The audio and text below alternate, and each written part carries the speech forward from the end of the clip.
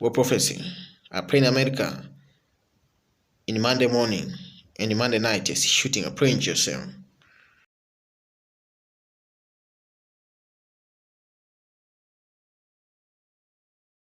Hello, I am John Plunkett, Lieutenant with the City of Henderson Police Department's Training and Community Division.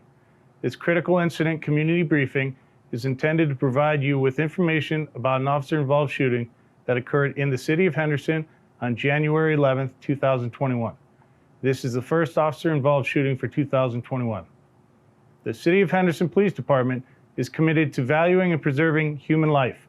The protection and preservation of all human life, victims or suspects, is the department's fundamental objective and primary duty of all Henderson Police Department employees. You're about to see relevant video footage, learn about evidence and our response related to this incident to provide you a better understanding of what occurred based on what is known to this point in the investigation.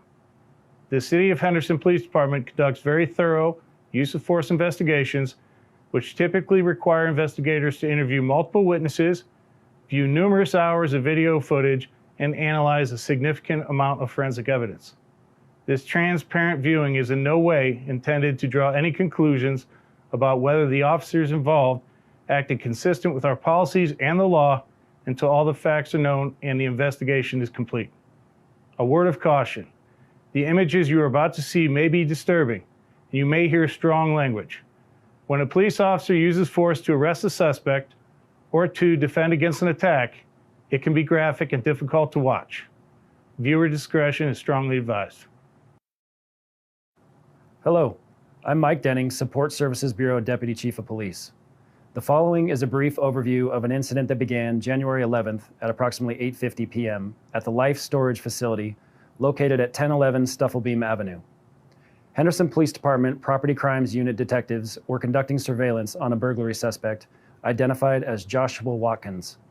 Detectives determined that Watkins had recently committed several burglaries in Henderson for which they had probable cause to arrest him. Detectives also confirmed that Watkins was armed with a firearm while committing these offenses. Detectives followed Watkins to the Life Storage Facility located at 1011 Stufflebeam Avenue in Henderson. Once Watkins entered the gated complex, detectives notified Henderson Dispatch and requested several Henderson patrol officers respond to assist in taking Watkins into custody. As several uniformed patrol officers arrived at the location in their marked police vehicles, Watkins attempted to leave the storage facility in his vehicle. Watkins observed the police vehicles entering the storage facility and put his vehicle into reverse, backing up through the parking area. There were several detectives in unmarked vehicles inside of the storage facility that were able to stop Watkins' vehicle by using their vehicles to block his in. Watkins then exited his vehicle and began to run west through the storage facility. As officers and detectives began to pursue Watkins on foot, several officers observed that Watkins had a firearm in his right hand. A Henderson canine officer pulled into the storage facility from the north entrance, at which time Watkins turned in his direction and began running directly at the canine officer's vehicle. The canine officer, who was still inside of his vehicle, also observed Watkins approaching him with a firearm in his right hand. As Watkins began to jump on the front of the canine officer's vehicle, one of the patrol officers pursuing Watkins on foot fired one round from his department-issued duty weapon, striking Watkins in the right leg. As the events transpired, Watkins was observed throwing his firearm on top of one of the storage units before falling next to the canine officer's vehicle. Watkins was taken into custody, and officers requested medical and immediately began life-saving measures. Watkins was subsequently transported to a local hospital where he received treatment for the gunshot wound. Here is the corresponding radio traffic from responding officers and detectives. He's at the exit gates right at the office. He's at the exit gate right at the office.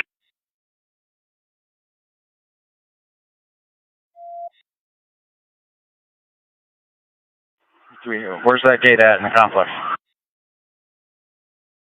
Okay, he's driving reverse southbound. Watch the incoming units. He's 410. He's going towards you guys.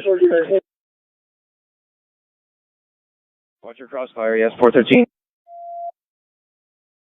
Subject has a 413. Full pursuit. He's running westbound. Running westbound. Watch crossfire.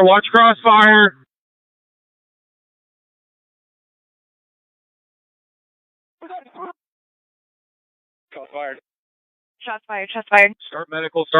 Shots fired. Affirm, starting Michael. Body-worn video cameras used by the Henderson Police Department have a 1-minute buffer of video without audio.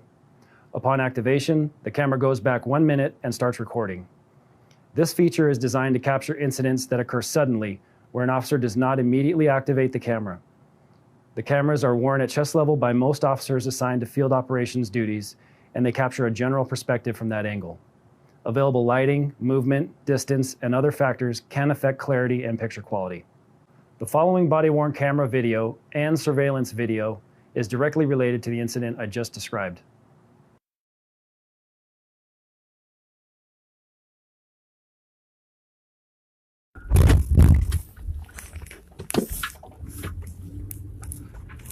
Watch your crossfire, yes, 413. There he goes.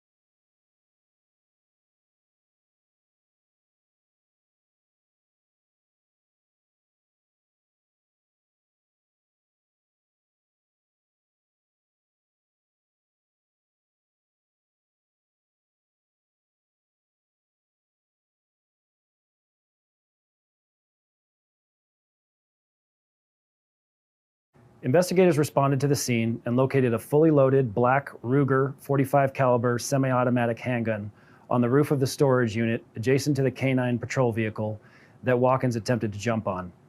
Here are several still images taken by crime scene analysts of the firearm, which was subsequently booked as evidence by investigators.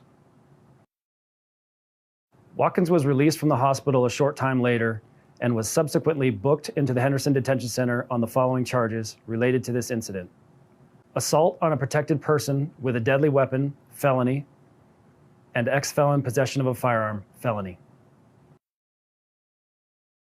In the next several months, the Henderson Police Department will continue to investigate and analyze this incident. We will continue interviewing any new witnesses that may come forward and complete any necessary forensic tests. After the investigation is complete, the findings will be forwarded to the Chief of Police. Thank you for taking the time to view this critical incident community briefing.